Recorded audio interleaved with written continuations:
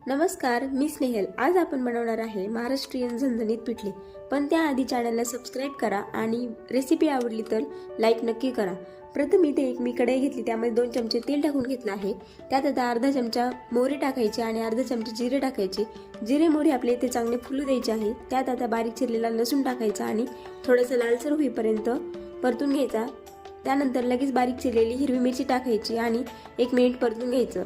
त्यानंतर बारीक चिरलेला कांदा टाकून घ्यायचा, चांगला परतून घ्यायचा। कांदा लालसर होईपर्यंत आपल्याला हे चांगलं परतून घ्यायचं आहे। लगेचच त्यामध्ये आता अर्धा चमचा हळद टाकायची, पुन्हा परतून घ्यायचं आणि आता 1 ग्लास पाणी टाकायचं, मिक्स करून घ्यायचं। त्यात चवीनुसार मीठ टाकायचं, बारीक चिरलेली कोथिंबीर टाकायची व पाण्याला एक चांगली उकळी काढून घ्यायची। पाण्याला चांगली उकळी आली की एका हाताने बेसन पीठ टाकायचं आणि एका हाताने बीप किंवा चमच्याच्या साहाय्याने आपल्याला इथे पिठले हटून घ्यायचं आहे।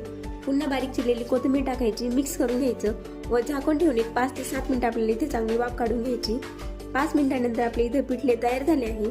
पोळी सोबत किंवा बाजरी किंवा ज्वारीच्या भाकरीसोबत हे पिठले खूप छान लागते। तुम्हाला ही रेसिपी आवडली तर एकदा नक्की ट्राय करा आणि चॅनलला सबस्क्राइब देखील करा।